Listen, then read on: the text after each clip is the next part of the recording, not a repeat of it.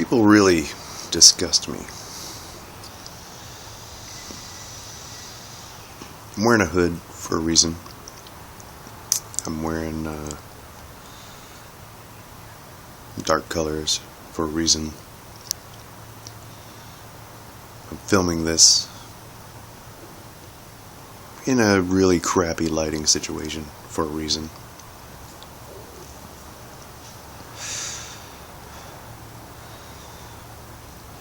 I'm not perfect. No one is. But in general, sometimes people really disgust me. Last night, while I was working, a gentleman comes in, and he's wearing a hood, and he says, "Don't worry, I'm not really here. I'm not going to steal anything. I'm not going to cause trouble. I'm going to use the restroom, and then I'm going to leave." And it struck me as kind of peculiar, so I asked him why he felt the need to say that, and he proceeded to tell me. See, this man's life is pretty hard. He'd gone to a casino earlier that night just to try and relax a little bit. You know, he doesn't get out very often. And he was wearing his hood. So the security from the casino told him, "Look, you need to leave. You're making people uncomfortable wearing your hood. You have to go." So then he felt kind of bad, so he goes to a bar. You know, maybe not the best idea, but whatever. He goes to a bar.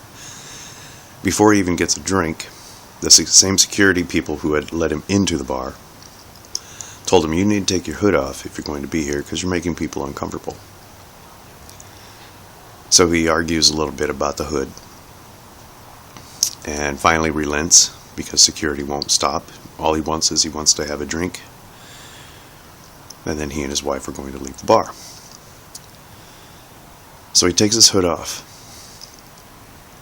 and the security team kind of steps back. The people around him just kind of stop and start staring. And now security tells him again, "Well, you're making people really uncomfortable. You're actually scaring some of the people. You need to leave." And you might ask why. I'm sure some of you with any kind of intelligence at all can figure it out by now. He's disfigured. His face is really disfigured. So rather than put up any further argument or dispute, he leaves. On his way home, he stops at my gas station, and that led us up to that point. Well, as he's telling me all this, he takes his hood off, and I see how badly disfigured he actually is.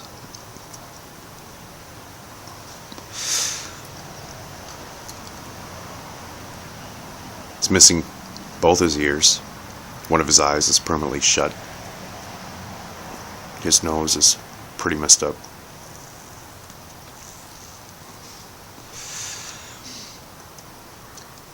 Scarred for life, you know, and barring dramatic surgery.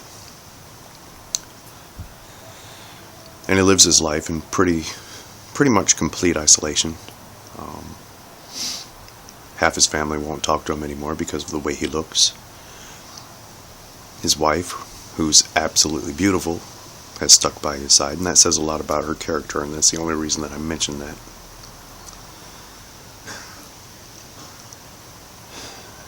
See, this man met his wife in junior college, had long-term plans and goals, and one day his family was going through some health issues, his mother and his father, and some severe financial issues because of those health problems. So he did what a lot of guys do, and some women nowadays,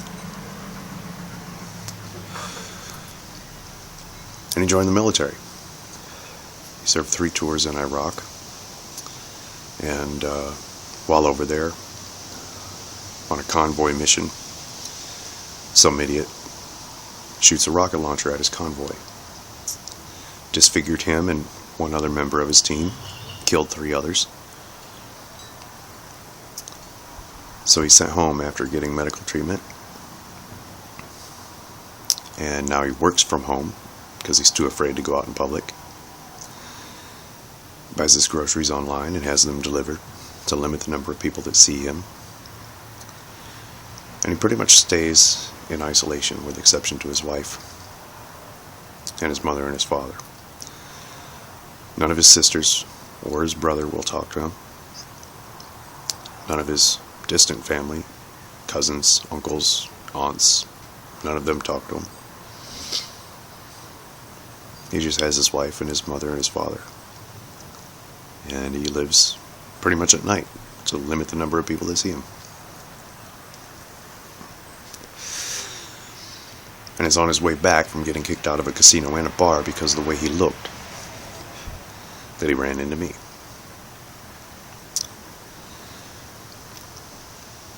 You know, we spoke for quite a while. And at the end of the conversation, I told him that he shouldn't feel ashamed. He had nothing to be ashamed of. As a man who did everything he could, the best way he could, and gave up a tremendous amount of his own life, serving a country that, like many other veterans, disfigured or not, despises him and hates him. He had nothing to be ashamed of. In fact, the public in general should be thanking him for the sacrifices that he made, instead of looking at him with disgust, looking at him as if he's a monster. But here he is in my station, and looking like a normal human being to me. I gave him my phone number. I gave him a number of another veteran friend of mine, just in case he ever needs to talk. I told him the nights that I normally work, just in case he wants to stop by and have a normal conversation with someone. And he seemed like a generally kind human being. As the conversation ended, we both thanked each other for the service that we'd given to our country. And his wife gave me a hug, thanked me for being kind. And then they were on their way. And when he left, I just became extremely agitated because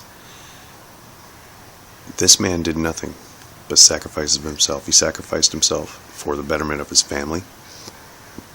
He sacrificed himself for morals that he believed in. He did the best that he could for the people that he cares about. And for that, society looks at him as if he's less than human, like he's a monster.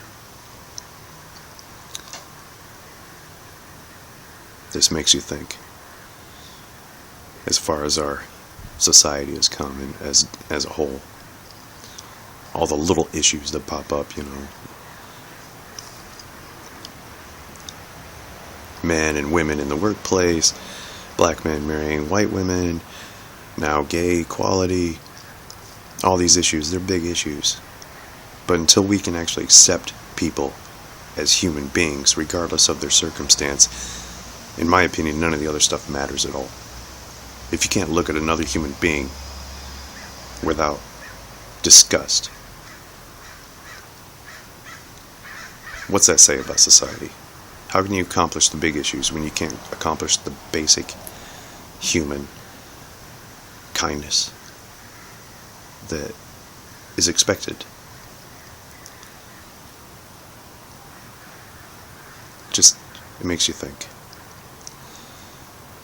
And I wanted to say that. So, that's pretty much it, you know. I don't do this video thing very often, but for this I felt it was important to do so. So, there you go.